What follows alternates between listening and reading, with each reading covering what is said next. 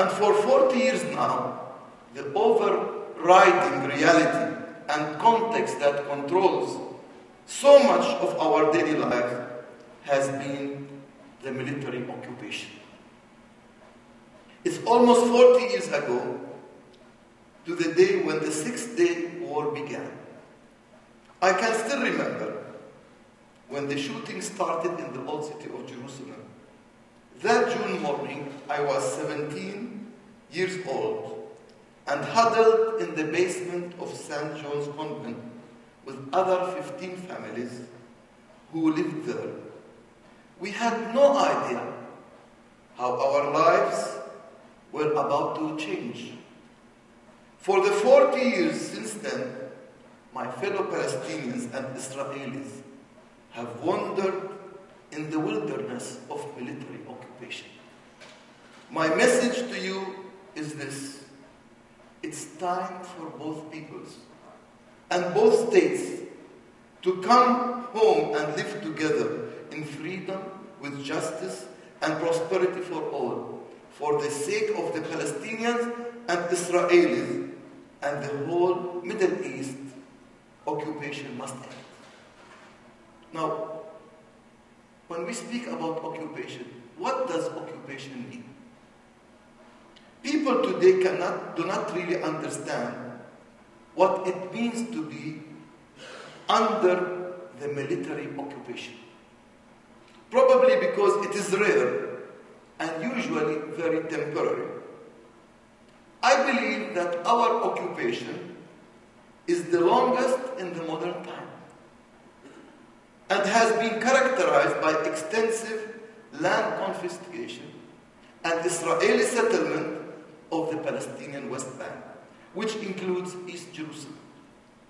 Under international law and the Geneva Convention, it's illegal for the occupier to move its population into the occupied territory. Yet despite this, and the 65 UN resolutions requiring to move these settlements, the world has done nothing to achieve this.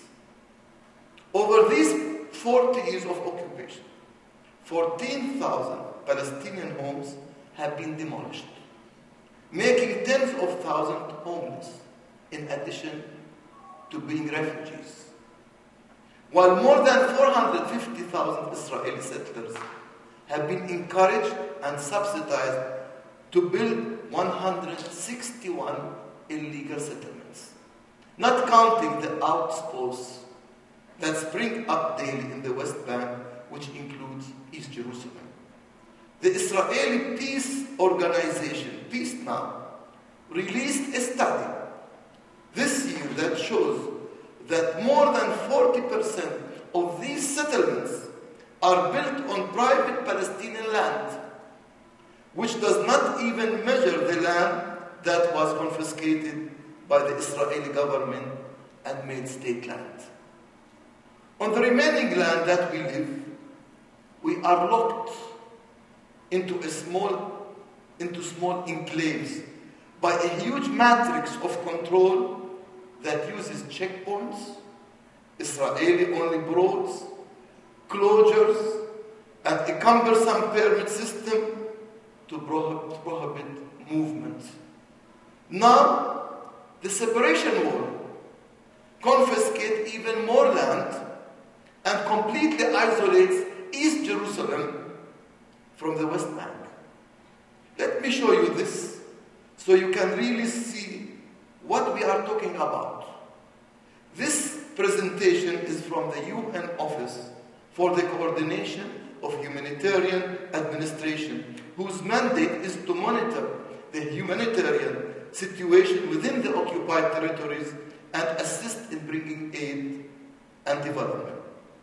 The maps you will see are of the West Bank, which is about 70 miles from north to south and 20 to 30 miles from east to west.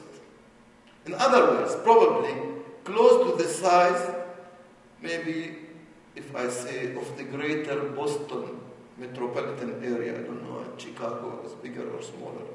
So all these roadblocks, closures, settlement, within the Green Line, which is the 1948 armistice line, and what people refer to 67 boundaries mean.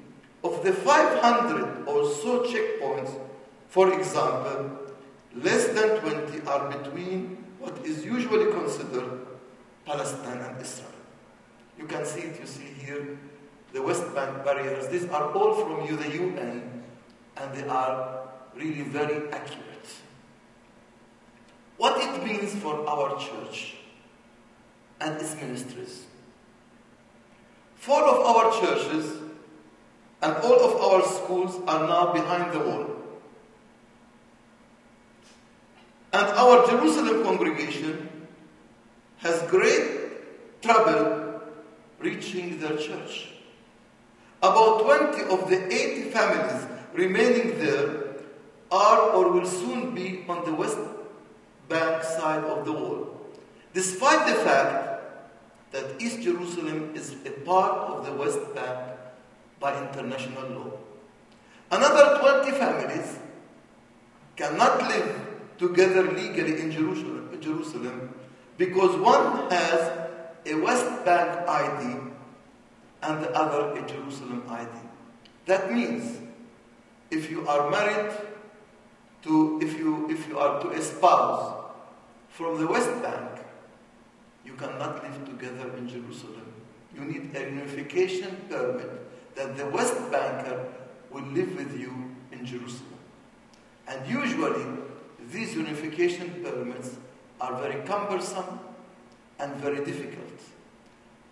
A new law has been established that they may look into these unification permits for the Jerusalemites if the wife is over 25 and if the husband is over 35 years old.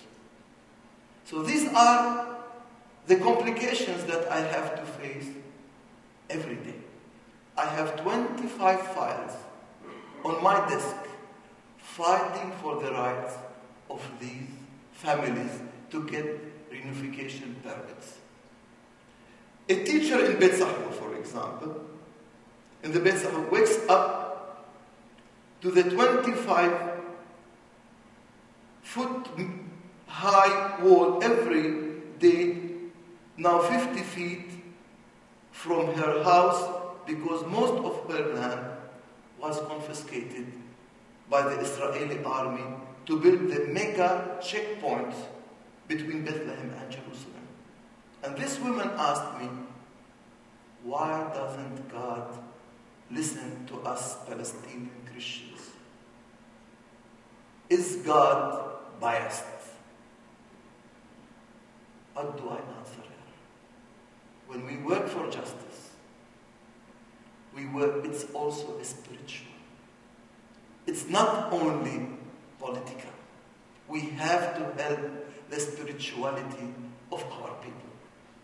The deacon in Beit Sahur, which is the shepherd's field, lives with the threat that any day the bulldozers will come to demolish the home he built on his own Palestinian land because he only has a Palestinian building permit and not an Israeli permit.